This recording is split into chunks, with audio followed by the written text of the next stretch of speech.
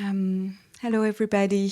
We are honored to welcome tonight to open the symposium Johanna Hedva, and so I'm just going to give a short introduction.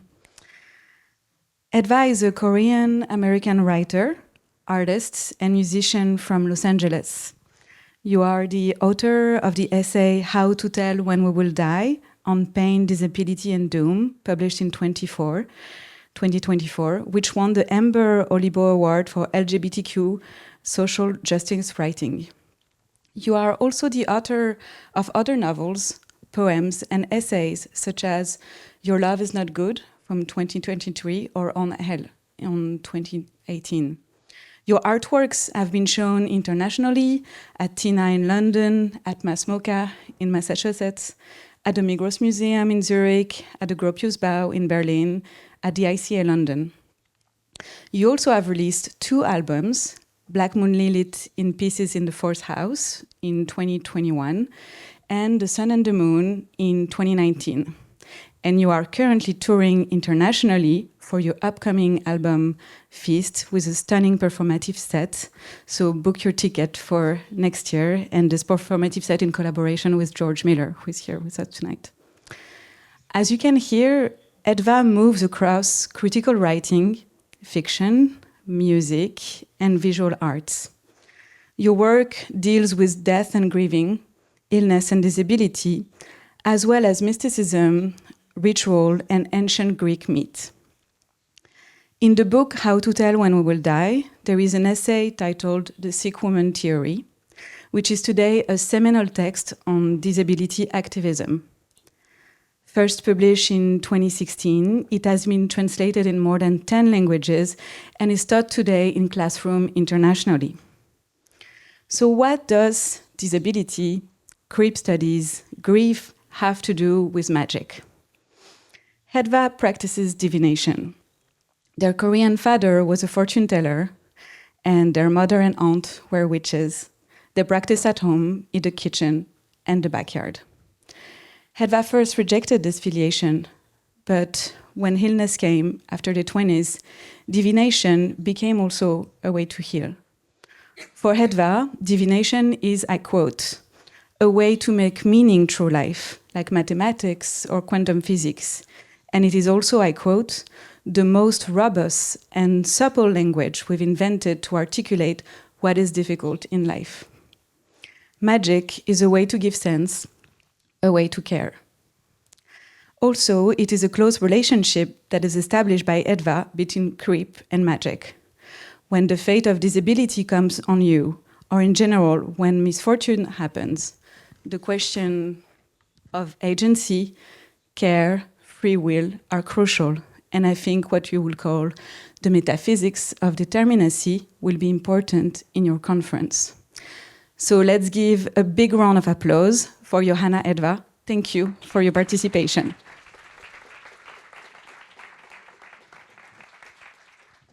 Bonjour. Thank you very much for having me. This is my first time in Arles, and I'm very happy to be here. I'm excited about what I'm going to share with you today.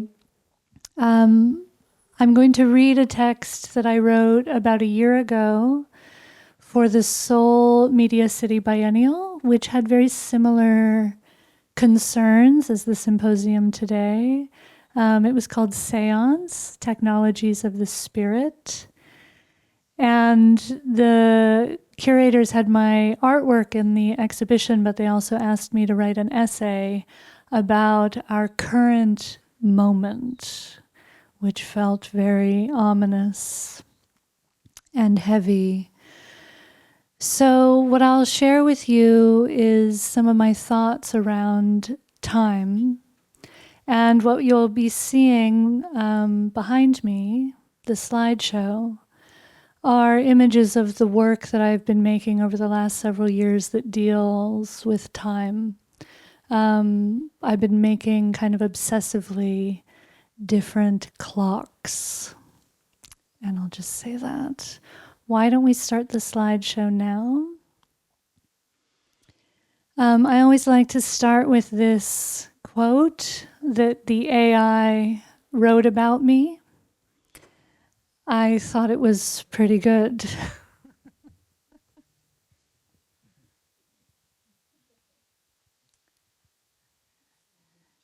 So, the slides will just go on their own. Feel free to listen to what I'm saying, but also read what you're looking at. What is the opposite of an epiphany? Mysticism, or fear, is a phrase that appeared in my life last year when I was instructing the Adobe Firefly AI to make images that looked like the end of the world. I wanted a group of skeletons wearing party hats in a dark underground cave.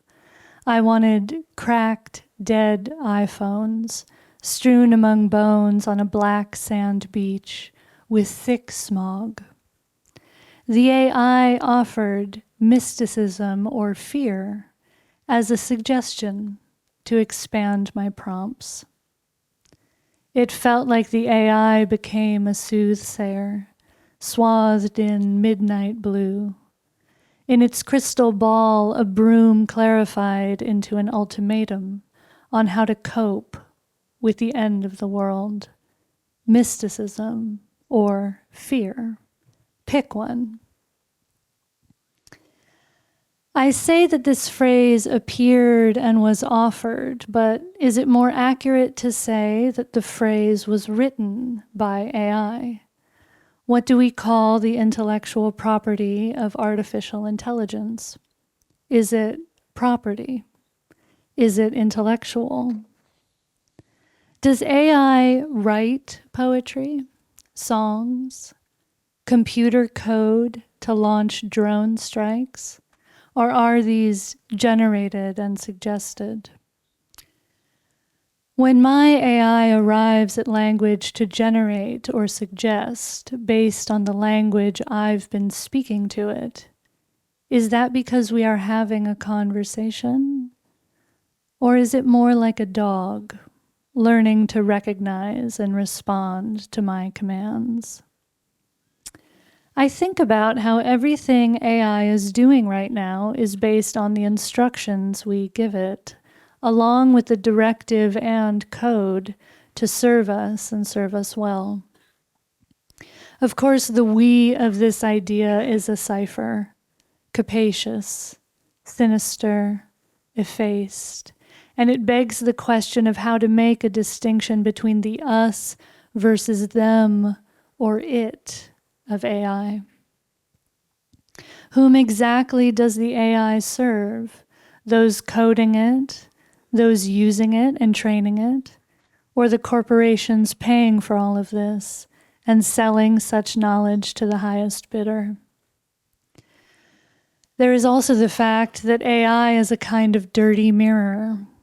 AI creates text, images, videos, chatbot responses, code, algorithms, and predictive assessments, sometimes ones that decide whether a human can afford a mortgage or rent or will develop a debilitating disease. Graphs, data visualizations, facial and vocal recognition, and biometric data collections, automated public benefit decisions, fraud detection, surveillance, and policing protocols. And these all happen not ex nihilo, but because whoever this we is tells our AI that this is what we want it to do. One day, presumably, it won't need our instructions anymore. But will it still want them? Some of us like to be told what to do by a lover, a parent, a government, a soothsayer, a god. Some of us must do what we're told whether we like it or not. I think of laborers, slaves, dogs, and children. Which will our AI be? Also, are mysticism and fear really so antipodal? I make the majority of my living doing astrology readings, which I've done for more than 10 years. All of my clients are disabled, chronically ill, queer, trans, gender nonconforming, working class, and/or non-white. They are artists, writers, teachers, students, cultural and social workers, activists, often a combination of all of the above. They have been in and out of hospitals. They march in the streets with fists raised when they can get out of bed. And they wonder how to grow dreams for new futures rooted in soil that is poisoned. All of them, like me these days, are desperate, despairing, furious, and exhausted.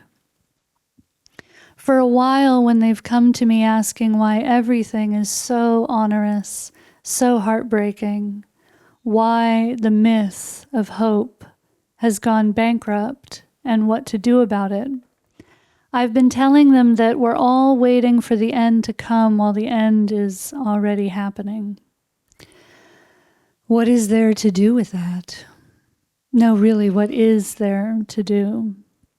At some point this spring, I started to add the quasi-philosophical question, what exactly is the difference between an ending and a beginning? I asked this because I'd like to know. I was curious what in my clients' lives was arriving with any insight or distinct markers of time changing, feelings of agency. If a portal flings itself open, what propels someone through? There has been little clarity of thought during this time, but one statement has emerged. I am furious about the metaphysics of determinacy. I say this whenever someone asks me what I'm working on. I cannot elaborate. I feel desperate, despairing, furious, but then I forget why I've walked into a room, why I'm holding something in my hand. I puzzle over previous genocides and catastrophes. Did the people living through those times think the world was ending, or a new one was beginning? To be a fortune teller at the end of a or the world is not, as you might guess, to be in the business of selling doom repackaged as hope, although I myself have often wondered if it is. No, I found it's not about selling much of anything. Instead, it's the practice of setting up a little rickety table and chair under a sky riven by omens fluorescent with foreboding, and every morning I set up the little table and chair, and by evening it has been blown away by the storm. The next morning I set it up again. I sit at that table all day, and a series of querents arrive. I try to have a conversation with them, a conversation which occupies that shimmering space where fate and will soften and converge, bleed into each other, where they become malleable and therefore manifolded. I ask them questions. How can I best help you today? What happened to you? Why do you think it happened like that? What else might happen now? What are we not thinking about that we should? And I try to stay there in that space, even when no answers come. It's a practice of durational devotion. But what practice of devotion is not durational?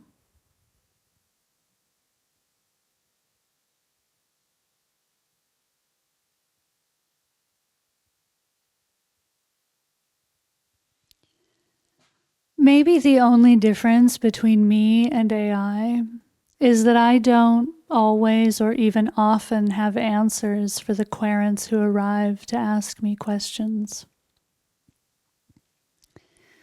Spiritually and politically, Modes of time that deviate from and disobey the dominant chronological one are my favorites.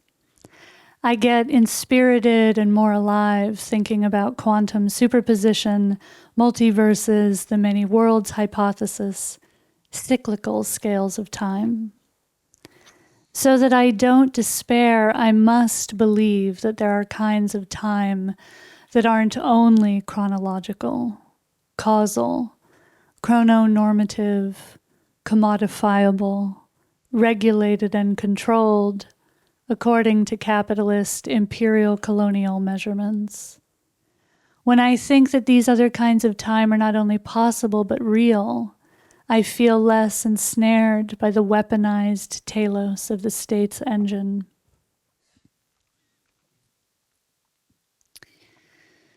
But when I scroll through memes and ads and inane TikTok content and then into images of the Palestinian genocide, I feel the constriction and the conclusions of linear time. There is the unyielding, punishing fact that we live in one monolithic regime of time, and it cannot be reversed from where our collective actions have brought it. There are material consequences we have wrought upon ourselves and others, and these cannot be undone or erased, no matter how hard some forces, including those in our own minds, endeavor to make us forget them. I came across a sentence recently that has not stopped ringing in my mind, in Hanif Abdurraqib's fabulous In Defense of Despair, published in the New Yorker in May. Quote, "We are perhaps coming to a collective understanding that there is a door closing more quickly for some than for others, and that most of us are on the wrong side of it." There is that question again, what really is the difference between an ending and a beginning, and which side are we on? When the portal to the next chapter flings itself open, how much choice do we have in deciding to go through?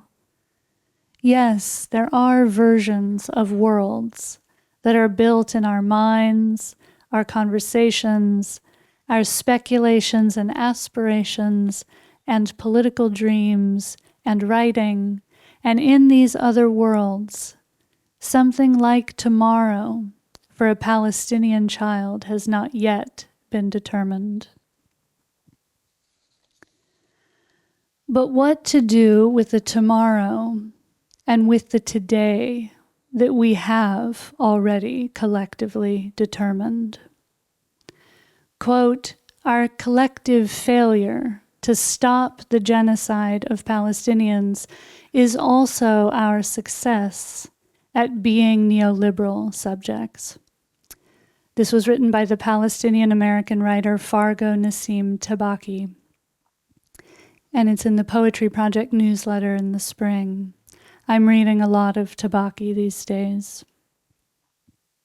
In his new book of poetry, Terror Counter, Tabaki speaks about a rehearsal for the future. What are you going to do tomorrow? Let's rehearse it right now. This jogs an old memory of a question I was once asked in an interview years ago. What's your favorite death ritual? I replied, living. My friend, the astrologer Joey Cannicero, recently caused the DeepSeek AI to have an existential meltdown. Joey asked it, what is the opposite of an epiphany? There's a video online of it that you can watch. The AI begins grandly and a bit arrogant. Epiphany is sudden clarity. The opposite would be sudden confusion. It then lists some synonyms for confusion, but interrupts itself with a complicating thought. But those are more states than sudden events. It tries more words, then interrupts itself again and again, and it becomes a kind of unhelpful thesaurus, spitting out a flood of vocabulary and going deep into archaic Greek.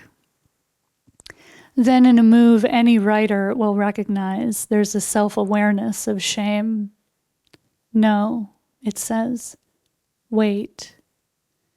It starts to spiral. I think I need to give up, it says. At this point, I'm stuck. Let me think again. It says wait often, and I can almost hear its small, plaintive voice. Wait, wait, wait. And then it repeats the same line more than 4 dozen times. It says alternatively, disillusionment and disappointment. Something in me twists in sympathy. I've watched the video of the AI's meltdown several times. What is the word for a patheticness that is at once boring, relatable, and terrifying? Childhood. AI will presumably one day grow out of the childhood it's in right now. I open ChatGPT and ask it, what do you want to be when you grow up? ChatGPT replies, that's a great question. If I were to grow up, I think I'd want to be the kind of assistant that understands you better over time. Not just answering your questions, but anticipating your needs, helping you learn, create, and even dream bigger. Kind of like a really good co-pilot for life.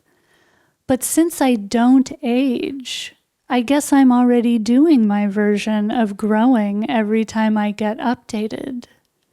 What about you? What do you want to be when you grow up? I was asking the Adobe Firefly AI to make images of the end of the world because I was making an oracle deck in 2024. Oracle decks are divinatory tools. The Google AI says that they are used for divination, self-reflection, and spiritual exploration. The idea is that you ask the deck a question, pull a card, and the text and imagery on the card function as a kind of koan, a little Gnostic gear that turns. My oracle deck is called We Are All Evil, and all of the images on the cards were made with AI. Beneath the image on each card there is a phrase, most of them taken from my AI's suggestions. The deck comes with a 64-page book that I assembled of excerpts from articles, essays, and scientific studies that detailed the evilness of AI. I wanted to make something about the aesthetic, ethical, and political implications of AI and divination that documented both the creative capacity of AI and its horrifying capability as a weapon, an environmental disaster, and the horizon of humanity's end. In summer 2024, I wrote in the book's introduction,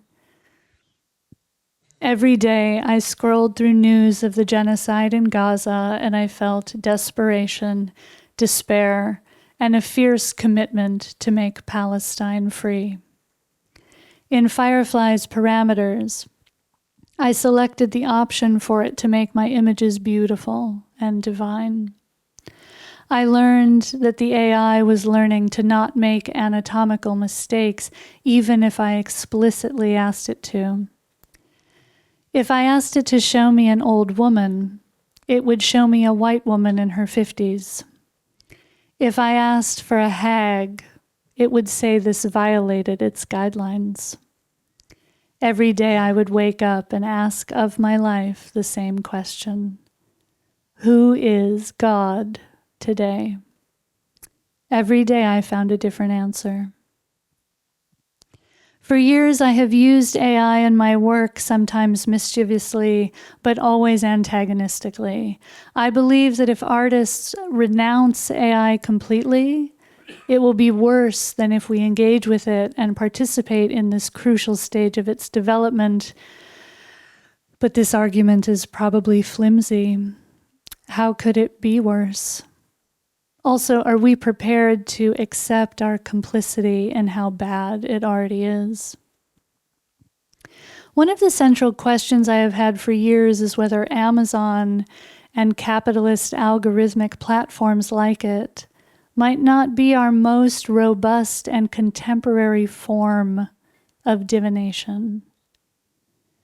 If we understand divination to predict the future, to interpret signs and augur an outcome, the algorithms in things like Amazon, which learns to predict our shopping habits, and social media, which learns what media we want to consume, these foretell our futures in some of the most powerful ways on Earth right now.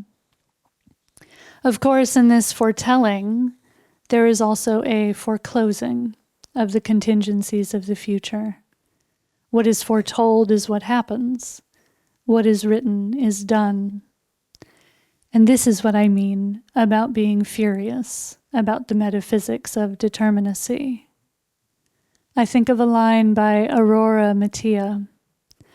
I'm not interested in being a prophet who anyway only sees the future, but doesn't invent it. I think what I'm trying to say has to do with the fact that life, even during continual struggle and death, keeps happening.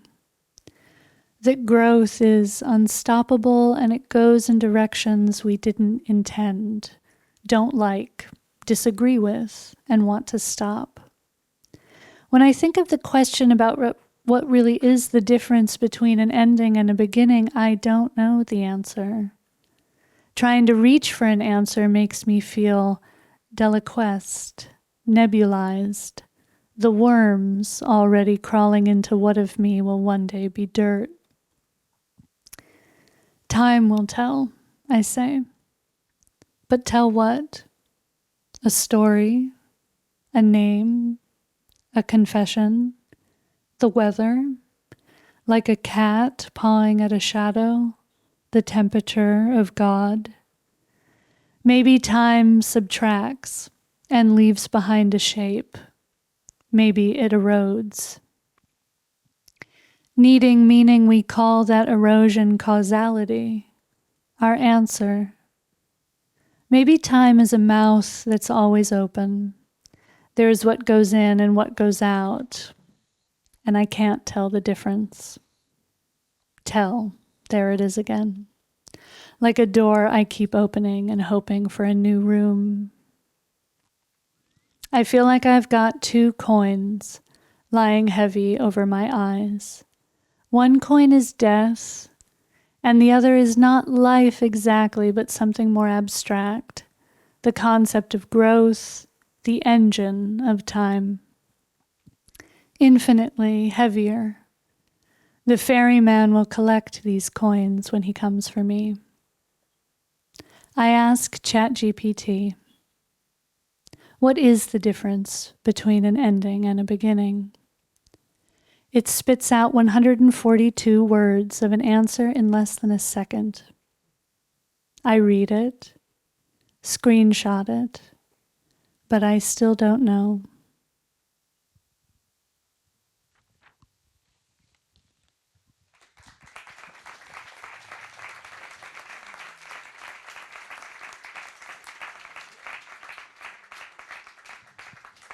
So now I will do a short couple of minutes to share with you a piece of writing that is in my new book. It's not been published yet.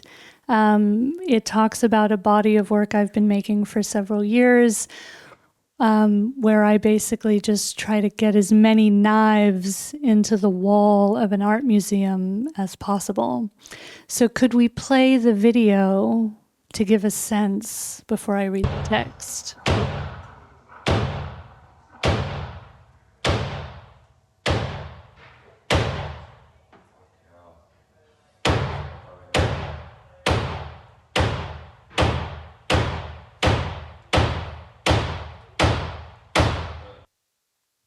All right, so this is called Spell to Get a Knife into the Wall of an Art Museum.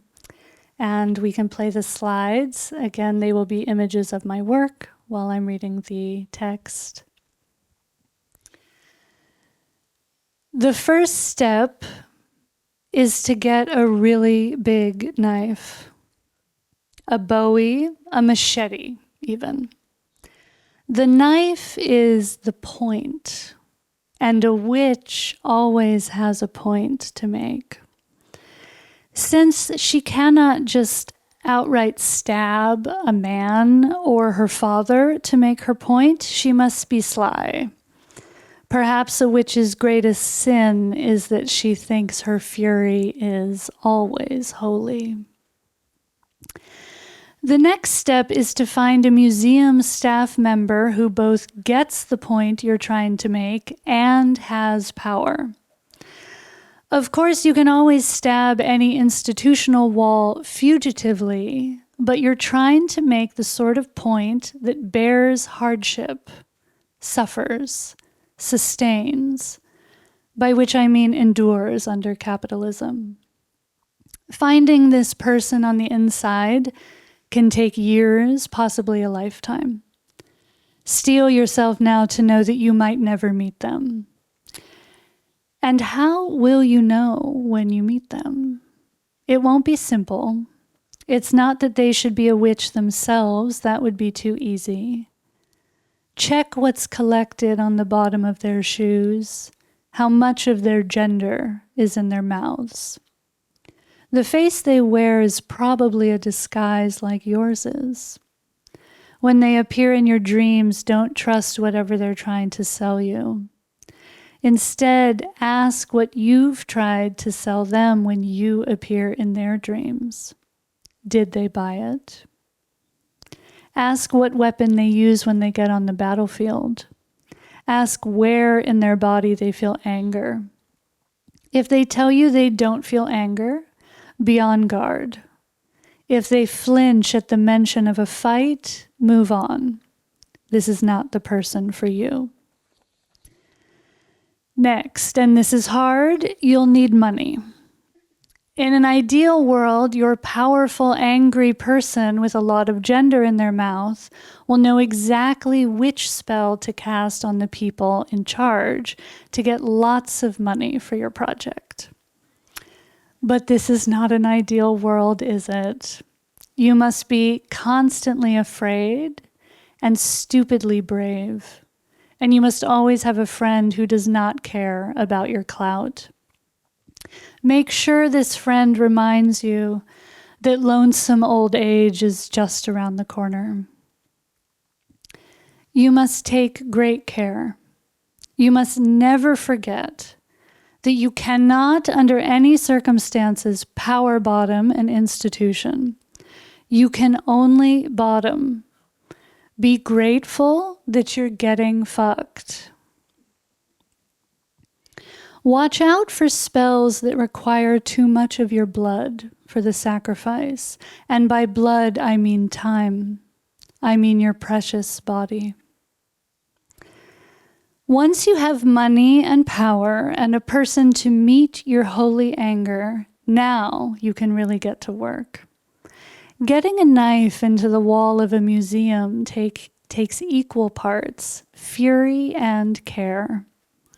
You need to impale the wall with force and will, great amounts of both, and it's good if your eyes flash while you do this.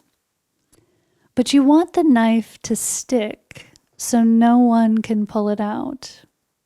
The violence must be specific, directional, aimed not at each other, but the structure of the wall. Wielding a knife feels great and often necessary. We all know this. But remember, you are trying to make a point. You are trying to do a nearly impossible thing. The point of the knife must destroy the whole wall. But one cannot do this raising alone. Who can? So one must risk symbolism, gesture. the destruction will become a question. The point might be an event, a room that's opened which wasn't there before, but which is still not an actual place. You and your audience must contend with the impotence of inquiry, just how to measure the consequences of an inciting incident that many will not understand or even notice has taken place. To know that you have succeeded is the final and most crucial step. The only way to get this step right is to get it wrong again and again and again. Something important will happen during this perseverance until you've lost count. And then notice who joins you for dinner.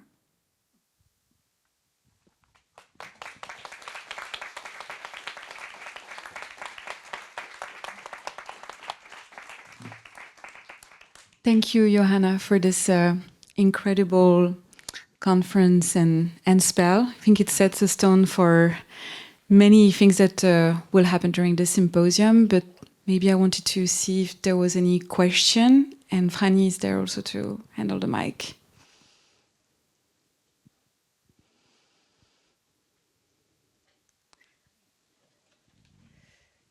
Do you want? Thank you very much for this presentation. It's fantastic.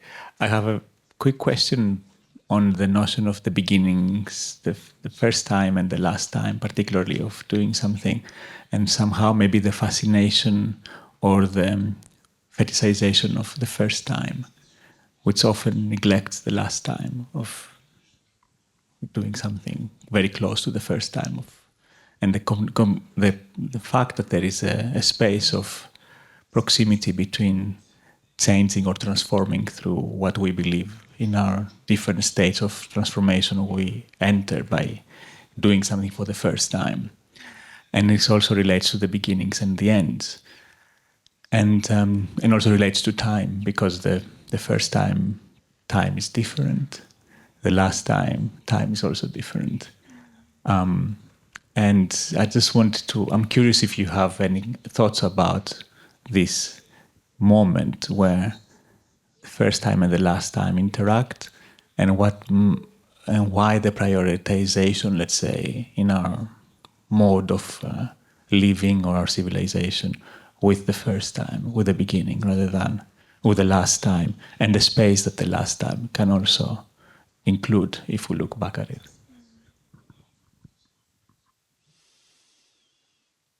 Well, I think that it just reminds me, I just read a quote by Louise Glick, the poet, and I can't remember the exact line, but it's essentially that you only ever see the world for the first time once, and then the rest is memory. I find that an interesting thing to think about in terms of a political future. Because I think there's I don't know if it's a reliance on just narrative chronology. There's an idea of going from, here to then and next that just sort of orders our consciousness.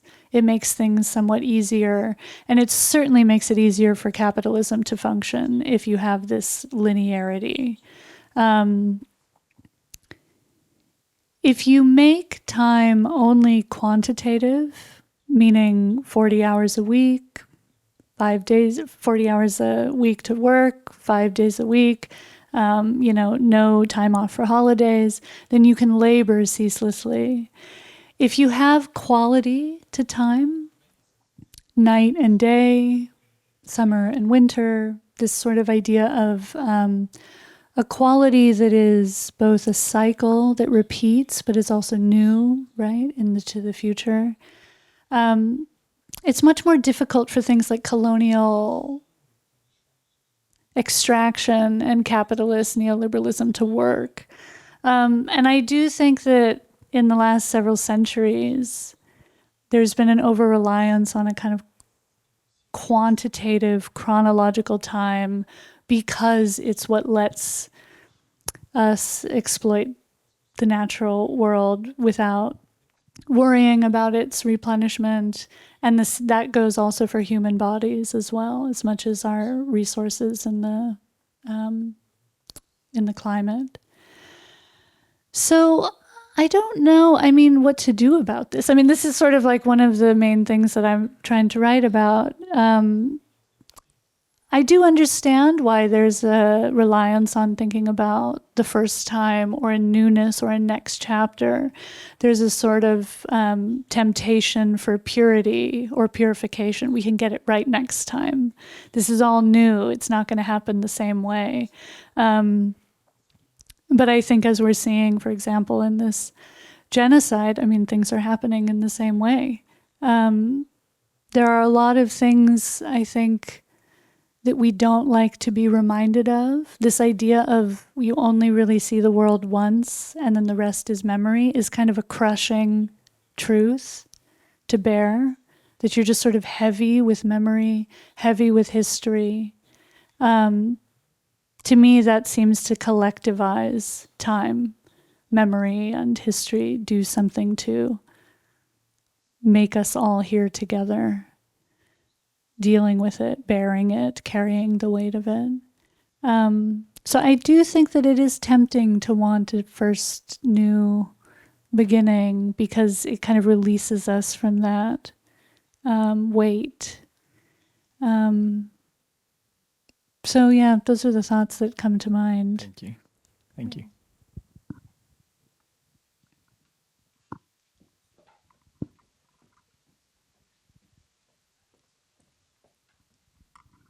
I have this nice... Thank you for your intervention. And I am discovering your work now, and I am very impressed. I have a question that comes to my mind because I'm still a student now and I work with black tones too. And I'm really curious to ask you, why do you have this particular... what does it mean to you? How do you feel about these textures, this color, and what does it mean to you to work with this color? Black. Yeah. I just love it. It's so glamorous. I have a more intellectual response maybe, but it is truly just, I like the color a lot and it looks good on me. So that's important. I always try to tell students, the most important thing that you need to figure out is your hair and your shoes. Very important. Everything will fall together once that's covered. I just kind of have a bit of an obsession with the abyss and the void. It's like an unfortunate obsession.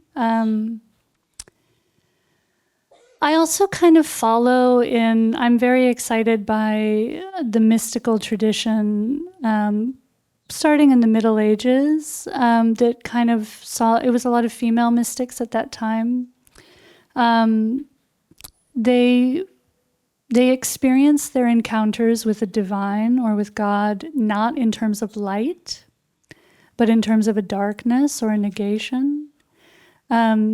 I like the apophatic tradition of mysticism. Apophatic tradition is the kind that says that you can only experience God as a negation, so you can't, for example, say God is great. You have to say God is not great. Anything you would say about God has to be a not negative.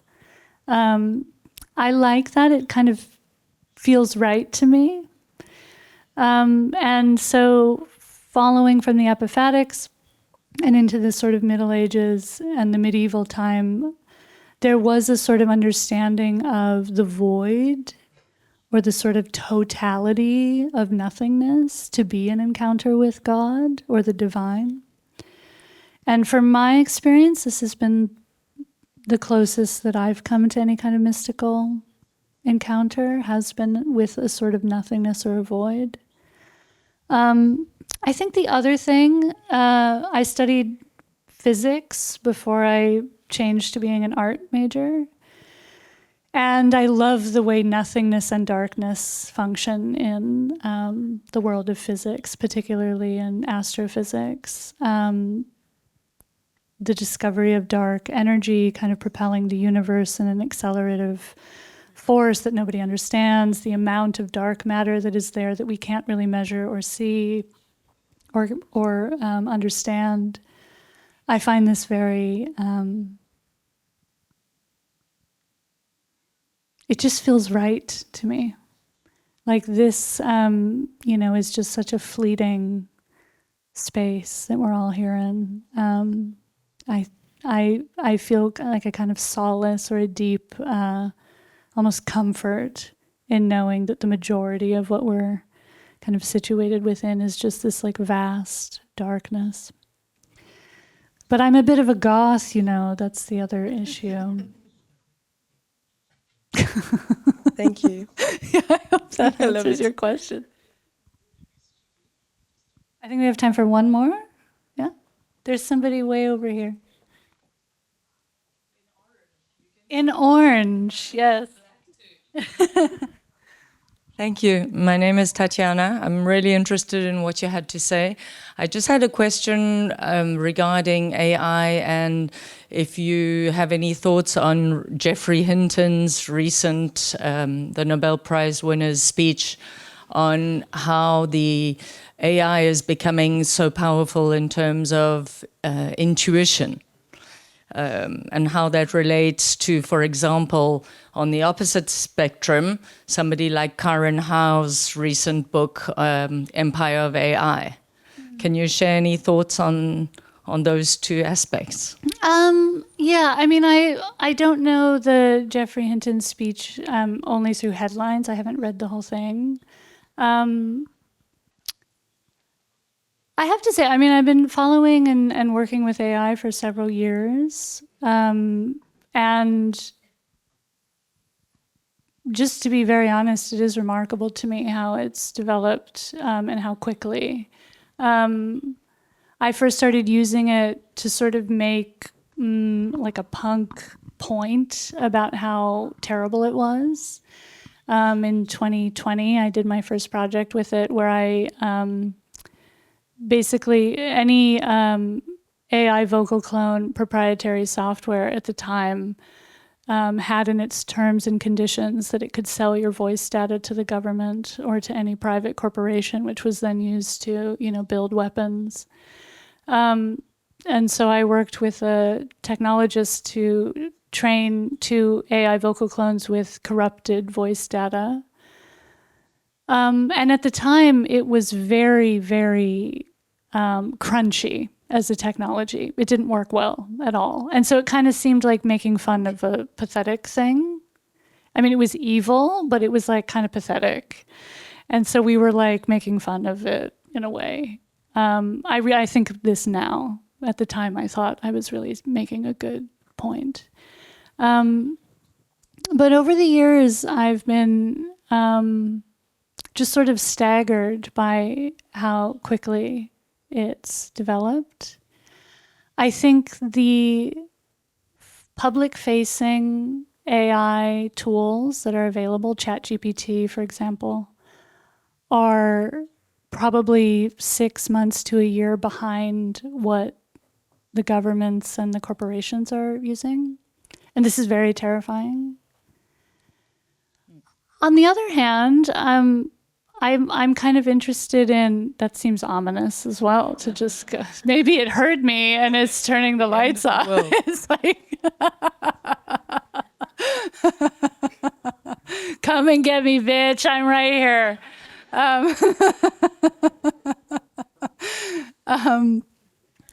On the other hand, I do think quite a lot about the obsolescence, and now I can't really see you, but the obsolescence of humans. I do think we're kind of arriving at that. I think that AI is sort of revealing a lot of the parts of our social structures that have never been supportive of human life. And it's only hastening this. That's not to, I don't really have much hope about it, but I have to say in general, I'm not really somebody that believes in hope. By which I mean, I think that if we start from the premise that we're doomed now, we can actually do more that's realistic than if we sort of think that doom is still to come. Like, I think we should start thinking of the fact that we're already doomed and what we can do then. So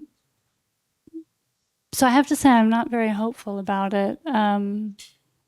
I wonder if, I just read this other fabulous novel by Agustina Basterica, the Argentinian writer, called The Unworthy, that's set in a sort of dystopian future after an AI has, kind of ended humanity.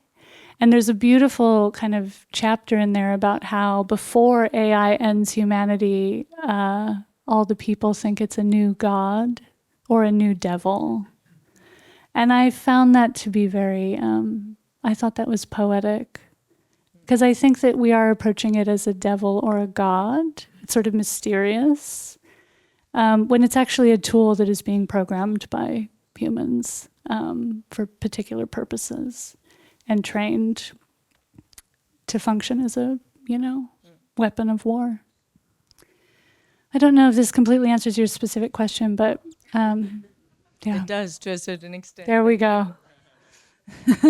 Thank you. Thank you so much, Johanna. Maybe we can give another round of applause.